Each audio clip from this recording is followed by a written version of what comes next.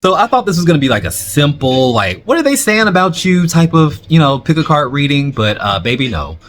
We went some places. This one goes places. They got a lot to say, and it's complicated. It's a little too complicated, but let's get into it. Spirit guide you. Chapter 2. Divination. He got you. Yes, he do. If you got spirit. So if you're new here, welcome back. Yeah, what you do is pick an image on the screen, pick a card, whatever you're drawn to, pick one with your third eye, not your first and second eye. Some people pick more than one pile. Some people just watch the whole video and get nuggets of information out of each pile, maybe talking about different people, different places. And by the way, take what resonates, leave what doesn't. This is a general reading for the collective. So like, if it doesn't fit, don't try to make it fit. Use your intuition, use your psychic abilities, because that's what you're doing when you're watching these pick a card readings on YouTube. You're actually using your intuition as well. I'm just doing the heavy lifting and the talking, the yapping. I'm just painting you a picture. But yeah, don't be afraid to be more intuitive and interactive with your reading. And also let me know how it fits. I love to read y'all stories, and sometimes I'm blown away by how like specific these seemingly random insights that come to me fit your story and fit and fit your situation in a way that makes sense and can help you navigate it. That means the world to me. That's what I'm here for. I'm here to help you navigate, right?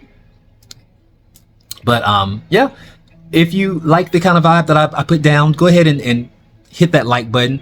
Help me reach more people who may need to hear this message. Subscribe to the channel if you want to see more content like this. I come here all the time, a little bit too much, but yeah, I don't want to make this too long. I love you. I mean it. Leave me some purple hearts in the comments. I'll see you at your reading. Bye for now. If you got spirit, spirit guide you.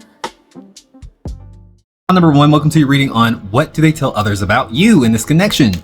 We're going to look at how they feel about this connection, also who this person is, and what they tell people versus how they feel about the connection, and if the people they tell, what do they feel about it? Do they believe it? I don't know. Interesting read. Never done it before.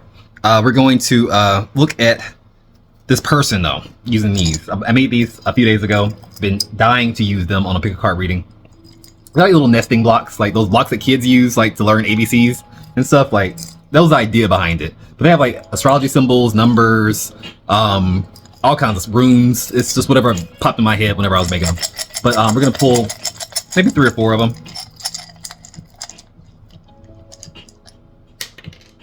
Number 17.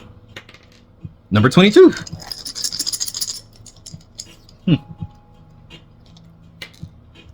All numbers. Number 5. Okay, I'll pull one more, see if it's not a number. Gemini. Okay, so let's see what we put together. You may spend a lot of time texting this person, or you may have spent more time texting this person or talking to this person over the phone or over the internet or something, more than you have spent like actual time with them. Or like even if you spend time with them, is like a heavy part of the connection has something to do with like communicating like over the phone. A very talkative person, very communicative, or like this person may be glued to their phone or something like that. It's giving something about that. This person may do a lot of work over the phone as well. Like maybe they do something that makes them have to communicate a lot. I'm just seeing someone like texting. Number 17, that's a reference to like maybe the star card in tarot. They could be an Aquarius, or there's something they could be very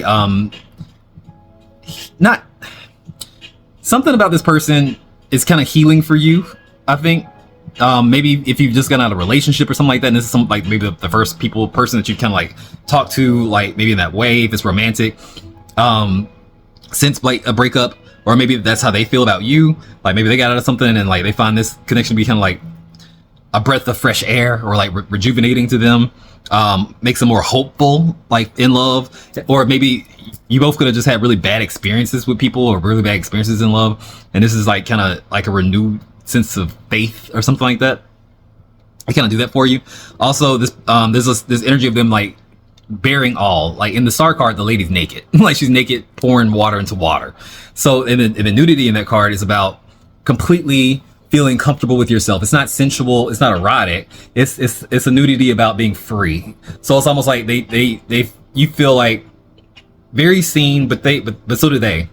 It's not performative.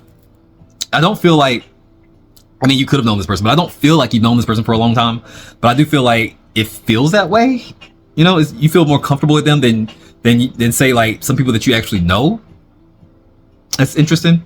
The number 22 is a master number. It refers to like in numerology, 22 is the master builder. It's someone who is very structured, but also at the same time in touch with their emotions, because it's a number 2. 2s are all about intuition, emotion, that kind of thing. It's the card of the high priestess, you know, it's that vibe. But when it's a double 2, like 22, it's like there's structure to it. There's still practicality to it. It's like when practicality meets spiritual. This person is both. Or it could represent like maybe one of y'all being the more intuitive side and the other one being the way more practical side, and you come together and like blend very well. 22 may be just a significant number for you. Like, I don't know, like you may be 22, they may be 22, I don't know, maybe born on the 22nd of the month. That could be a thing. I also see the number 5. For me, number 5 is also about chaos a little bit. Chaos, shaking things up. It's an unstable number. So you also could have been born on the 5th. I was born on the 5th. I resonate with the number 5 very heavily. It's not, there's no such thing as a bad number, but it is a number of like, it comes to shake things up whenever things are too structured. Also, number 5 can be a reference to like, say, in astrology, the 5th house, which is of pleasure, dating, hookups, romance, but not love, romance, courting, that kind of energy. It's fun. The 5 is a number of fun, basically. And especially in Gemini, it's kind of flighty. It's got its options open. It's still very present and communicative, but it doesn't necessarily give the energy of someone who is very fixed. Like it's not someone who's going to be consistent. That's the word, consistent. This person may not come across as very consistent, and the relationship itself may not seem to be very consistent. But it does feel fresh, passionate, and it does feel right. It does feel almost faded, but it doesn't feel heavy, right? And that's exactly how it feels to this person, because like how they view the connection. Honestly, the Page of Pentacles in reverse. They never came in expecting it to be something that's gonna make them want to put down roots, and it still doesn't. It still doesn't. The Page of Pentacles in reverse is like, there's no structure. It's not a whole lot of structure to like, you see them when you see them, you talk to them, it's like there's no consistent anything. They may talk to you a lot, they respond, and like, you know, you see each other if you see each other, but it's like it doesn't feel like there's much forward progression here, at least on their end. Clarify the Page of Pentacles in reverse. This person may be an Aries, a Leo, Aquarius, Gemini. I see the 5 of Swords. They're fighting with themselves. Okay, so when I said that they're not very consistent, it's on purpose. So if you feel like you get really close to this person, have a great time, you feel connected, you feel like there's something like this is meaningful. That's true, it is. But this person goes out of their way to not get attached. This person's afraid of attachment. Like, no, legit afraid. It's like the feelings start to come in and like, oh hell no. Like, woo, I gotta, it's almost like they gotta wean themselves off you like a drug or something. Like they gotta detox themselves. And it's nothing about it's not about you, it's not about anything that you've done. It's just the energy of like, I can't allow myself to fall down this rabbit hole. I don't have time. I can't do this. That's what they say. 4 of Swords in reverse. And they think way too much about it. It's like, so don't think that it's like they're very much affected by this encounter. No matter how casual it's supposed to be, it's like they find themselves kind of tripping over you, but it's like, they desperately don't want to.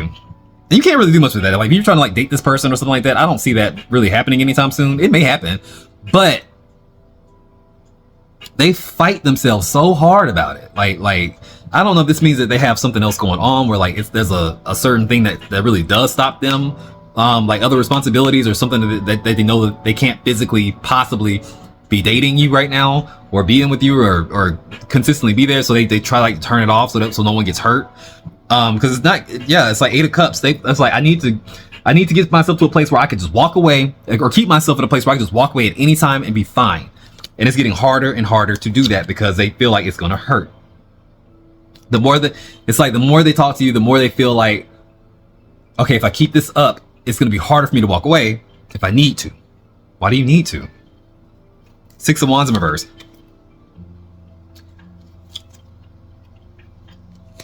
They don't want to be shamed. Love is shame for this person.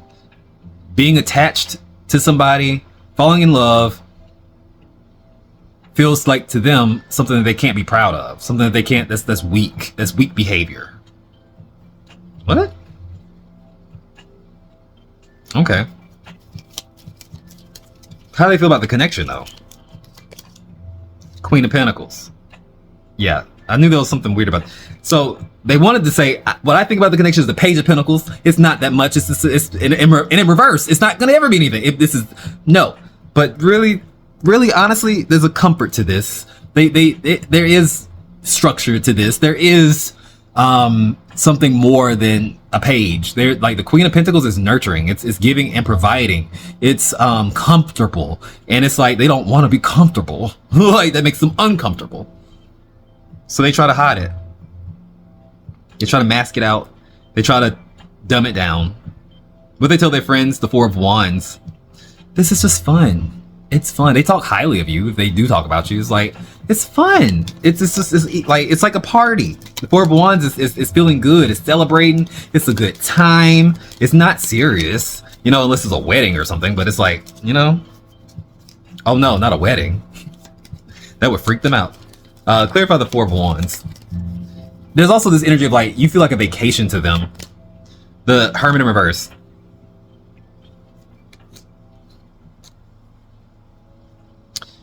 It would make a lot of sense if this person was on the rebound. Hear me out. If they recently got out of something that was, you know, really painful, like recently divorced or separated, you may be the first person that they kind of come in contact with and actually have a genuine spark with, and it's scaring the shit out of them because they don't feel like they're ready. They don't feel like it's like for somebody, it could feel like they could be betraying their ex that they may still have feelings for, right? I mean, it's over, but they may still be processing that and then feel guilty about falling for you or something. And then it's like, even if they never get back together with that other person, they may feel guilty for even having those feelings to begin with. It's just complicated. It's just complicated. So you may actually be like the first person that they actually engage with outside of like being left, you know, or that breakup. The King of Cups in reverse. They're still processing these emotions too. This person may be in therapy. They may talk about you in therapy. I think they gaslight themselves to make this seem like just something casual when it's starting not to be. This person is already hurting. Not because of you. They were hurt when they met you. But and I feel like they thought maybe they got advice from friends saying like, put yourself back out to go, you know, talk to somebody else. Like, we're so sick, you know, like they may be like, we need to get you out this funk, like, you know, get back on the scene. And then they do that before they're really ready. They connect with somebody and now they're like almost more tortured than they were before they, you know, it's just a statement to say, go at your own pace. Like, if you're not ready, you're not ready. Don't bring somebody else into your bullshit. Because this is what it's kind of starting to feel like at this point. Like, no one meant to hurt anybody, but that's what's going to happen. Everyone's going to get hurt if this is the situation. Now they're trying to pull back. Now the friends are told, like, the friends are like, well, maybe you should reel it back in. Like, you know, now they're telling them to withdraw. So you tell me to jump back on the horse. Now you're telling me to get off the horse. Like, what do you want? I feel like this person, especially if they already started to kind of like pull back or withdraw, and you're like, what the hell's going on? It's because they're not ready. It's not you. It's not that they're seeing somebody else. It's not any of that. They're just fundamentally not ready. It may not be because of a relationship. It may just be that they're not in that space to do that, you know? They're not emotionally available. That's it. They're not emotionally available. What do the friends think about this? The Page of Swords. The Page of Swords. The Page of Swords.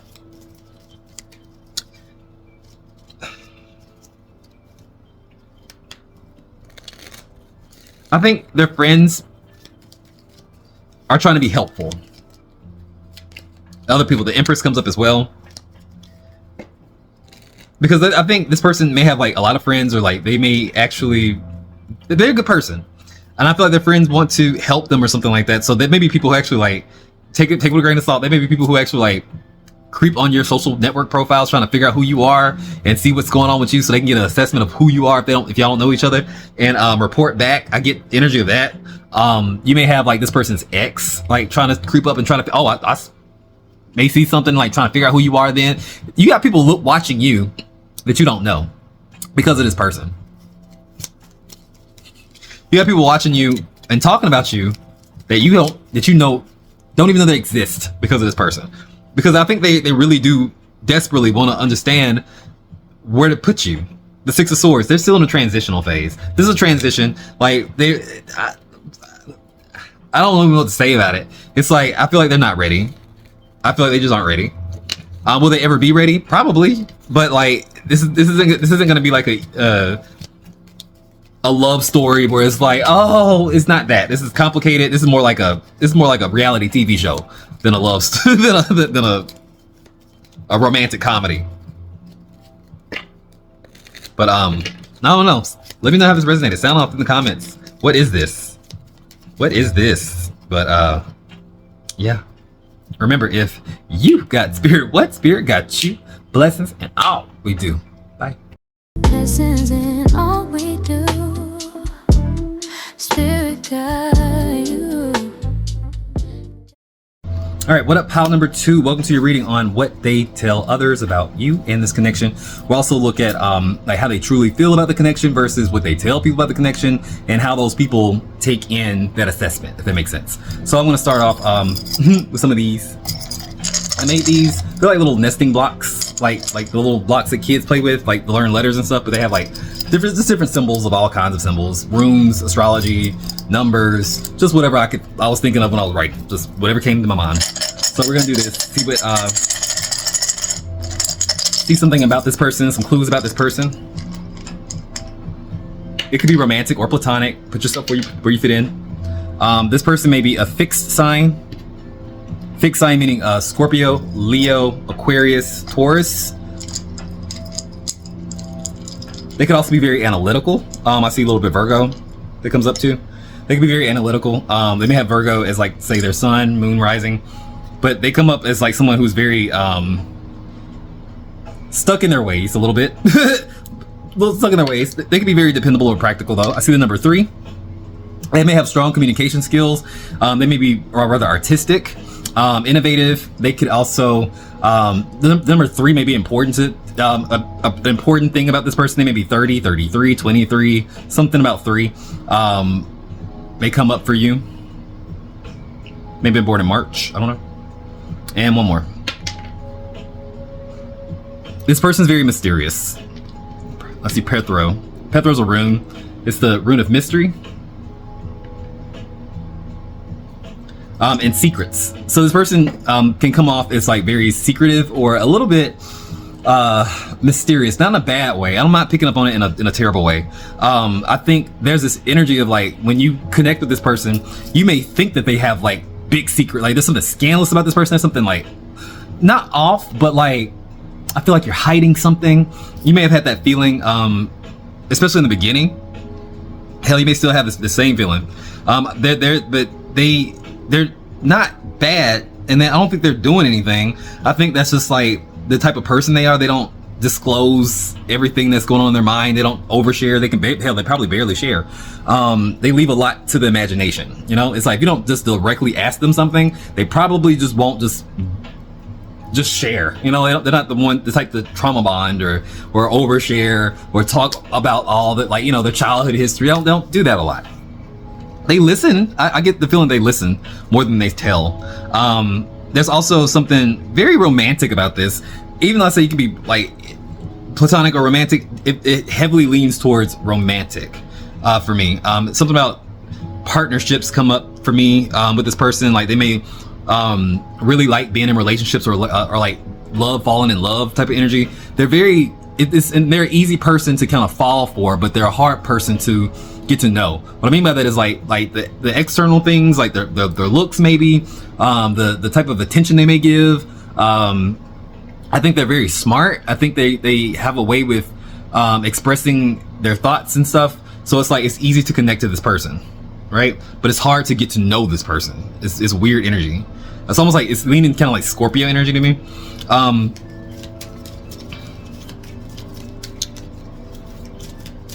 But it's also saying like they kind of come in with this energy of like wanting to collaborate. They come with an offer. How they view the relationship or how they view the connection is the Ace of Pentacles. This is going to, I have something to offer and I have something to gain. They feel that it's like there's this energy of like exchange here. They see the connection as valuable. But it's small though. It's like, so this connection may be new. This isn't somebody that you may have known for a long time or have been talking to for a while. It's like we may still be in that those phases of like trying to figure out if this is a good fit or if this is gonna go anywhere or something like that. It's giving that. The Ace of Pentacles, clarified by the High Priestess in reverse.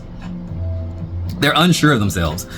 You may see this person as somebody who is pretty sure of themselves, but I don't think they're as confident or as sure as they try to come off.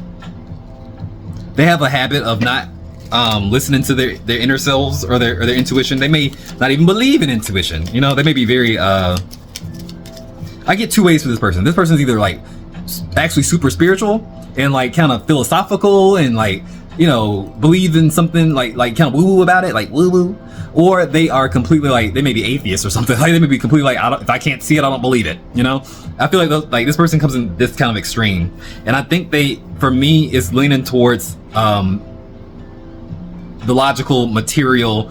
If I can't see it, I don't believe it type of energy. Especially if you're spiritual, it's like I don't get the energy that they demean it or look down on it. I think they very much understand that people need something to believe in, or most people believe in something, and that they're the odd ones for not believing in anything. So it's like, if that's the case, I feel like they don't put you down for whatever you believe in, but they don't mean that they share your beliefs. They may think it's something kind of charming about it if they don't believe in stuff. I don't know. Put it how you put it, however it fits. But there's something about you that makes them doubt themselves. So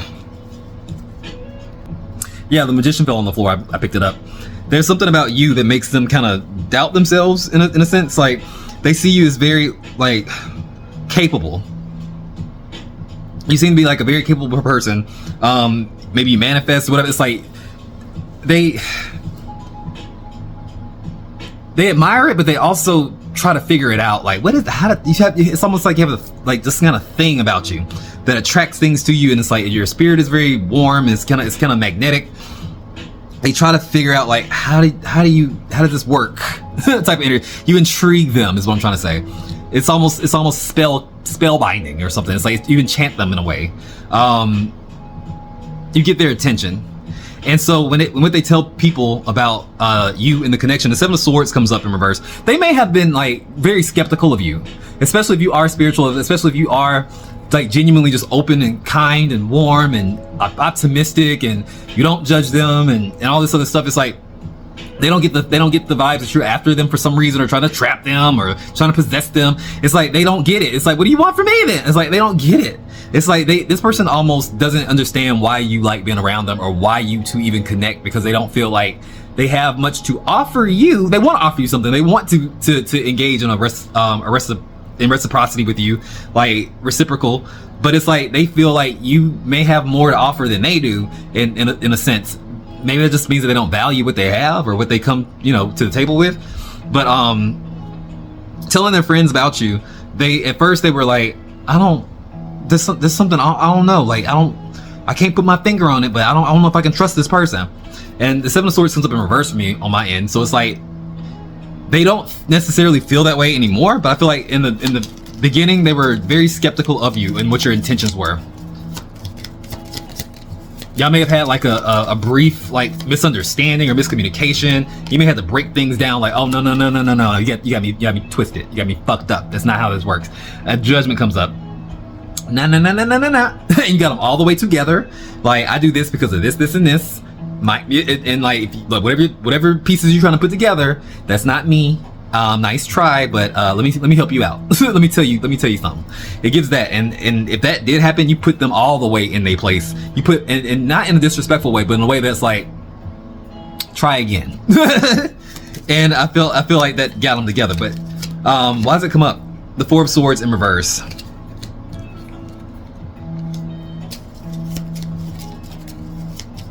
This person may have actually gotten advice about you, or yeah, this person may have actually gotten advice, or like going to their friends and going to other people, like asking like, so what's this mean? Like, kind of thing. Like, I don't think this person's getting readings on you or nothing. I mean, they might, but I don't, they could, but it really picks up. I'm picking up on like them trying to get other people's opinions. They're watching like videos on YouTube, like on data, trying to figure out like, what is this feeling? The Ten of Swords comes up in reverse as well, especially if that was during a time when y'all had a disagreement or something like that. This person really wants to understand you. Oh my God, they really want to understand you. They can't figure out what makes you tick. Even when you tell them what makes you tick, they can't take that answer for face value. They gotta be like, I gotta prove it. So I feel like maybe a lot of this connection has to do with like trust, like trust. I don't know how you feel about them, because we're looking at, you know, what they say about you, but it's about trust. And I feel like this person may have actually been through a lot with, say, dishonest people. I think maybe they've been dishonest in relationships and to themselves in the past. So it's like they're coming from a place where it's hard to trust people anyway, because they barely trust themselves. So when someone honest and genuine and authentic comes into their orbit, which that doesn't happen a lot because of how they choose people, it confuses them, because it's like it puts them outside of their element. You're like the unicorn in this situation. Like, what is this? What is this? But how do others feel about that assessment of you or of the connection itself? The Page of Cups comes up saying like, I really feel like they kind of think it's cute. The friend, they kind of think it's cute. They think it's a little bit immature. Maybe this person is a little bit immature. There may be an age gap between you two. Like, you may be younger or something like that. And if they're talking about you and they're like investing this much energy into like what's going on, like their friends may be like, this younger person got you tied up in a knot like this. Maybe. Clarify that as the King of Cups in reverse. It comes out two ways. Okay, hey, don't shoot the messenger. From based off what they say about you, I feel like there's part of their friends, a part of people who like leave the situation feeling like you're like this Page of Cups, bringing something out of them, bringing some new emotions. They're seeing a different side to this person that they don't normally see. It softens them up. It makes them like almost more likable. Like, oh, it's kind of cute. You seem to be falling for someone, or you seem to be like at least invested. It's giving that. On the other hand, there's another camp that sees you as the King of Cups in reverse, which is very different. Still cups though. But they see you as maybe emotionally manipulative, maybe emotionally being deceptive or something like that, based off of what they said in the beginning. Like, I think this person's playing.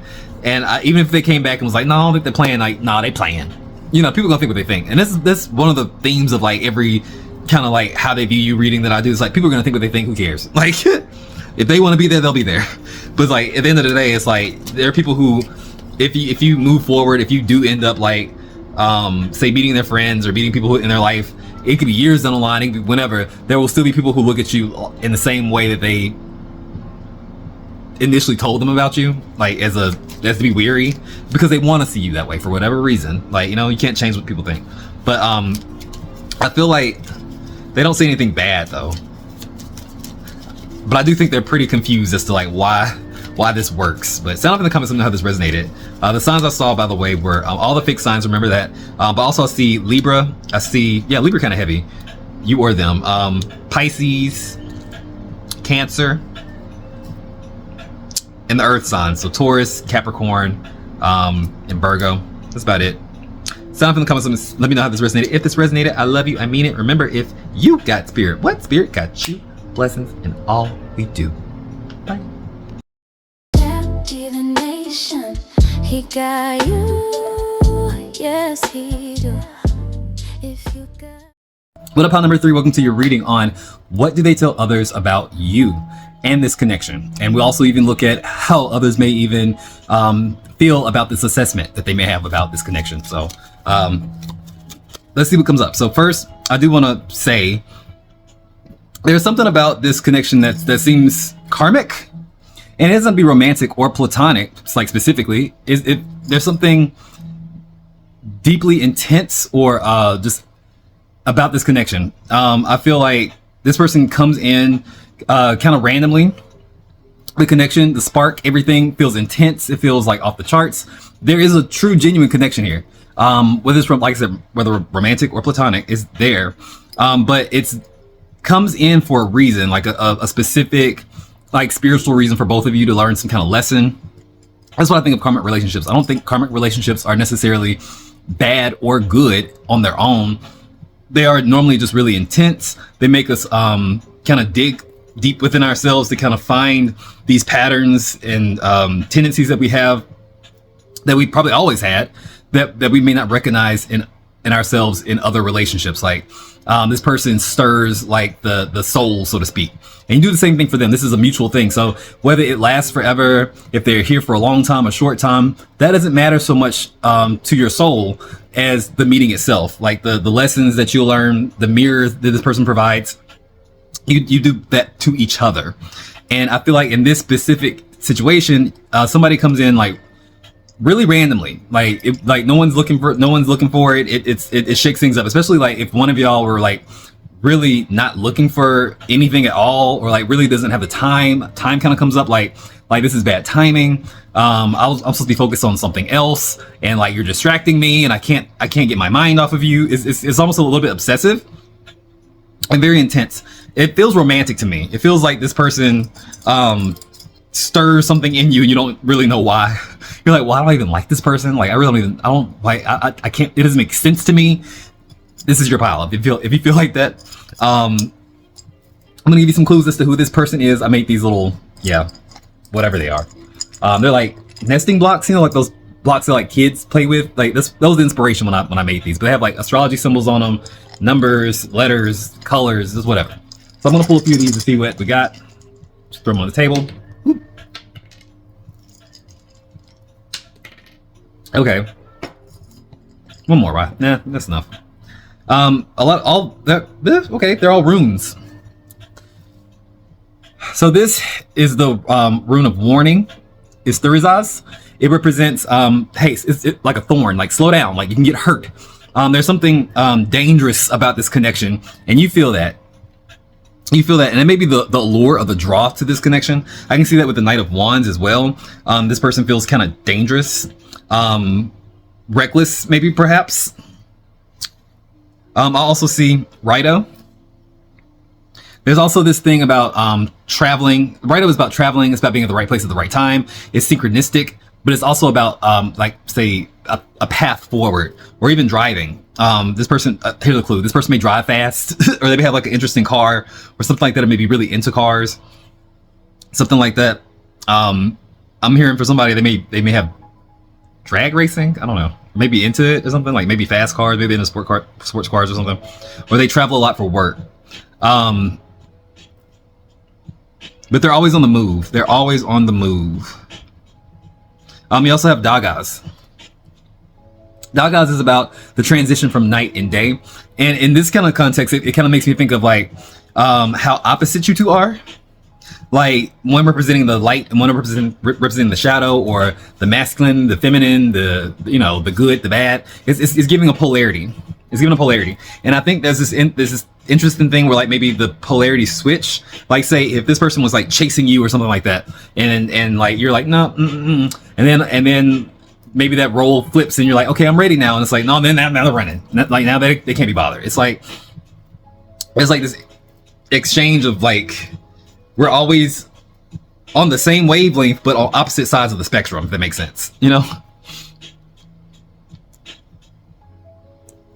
Day and night. And there's also this energy of like, this person flips personalities almost. It's like you don't know what to expect from them. Sometimes they show up like really intuitive, very present, and then other times they're completely not that person. They may be, like they may be passionate one moment, aloof, and like bored the next, or something like it depends on like when you're meeting them. You may be thinking like, is this person bipolar or something? Like, what's wrong with them? It's like you can't really, they don't have a sense of self.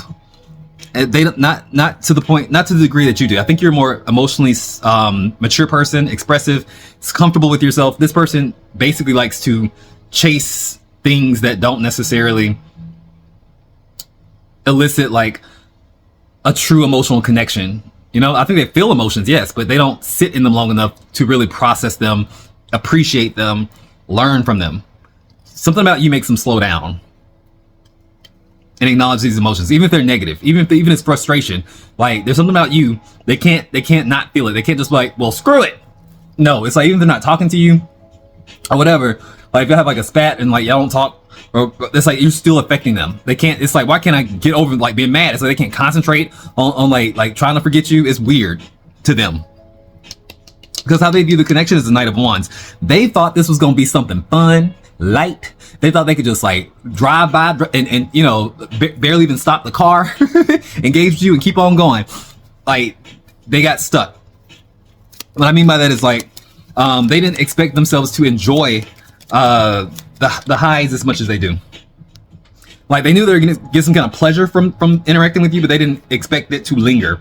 Yeah, because that Knight of Wands turns into the Knight of Cups. That's a whole nother night. The Knight of Wands just want a good time. They're looking for adventure, exploring. Like, it's passionate, yes, but it's not emotional. This Knight of Cups is emotional. He's looking for love. With the Eight of Pentacles in reverse, but they don't know how to work with that energy. It's like somebody who wants something but don't know what to do with it. That's how they view the connection. Honestly, they get their wires crossed and they trip over themselves a little bit because they don't expect you to trigger this desire in them more than just like something surface level.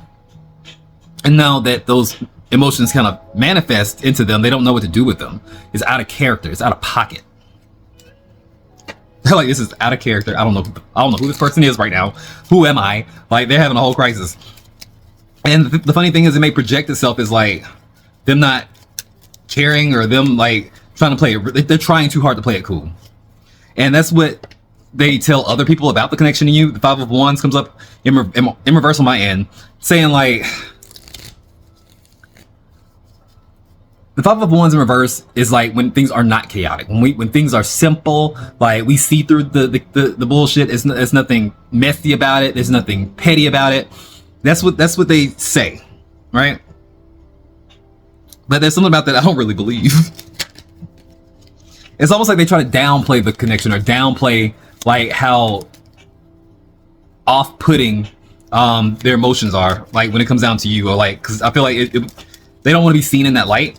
Yeah, the Six of Cups in reverse.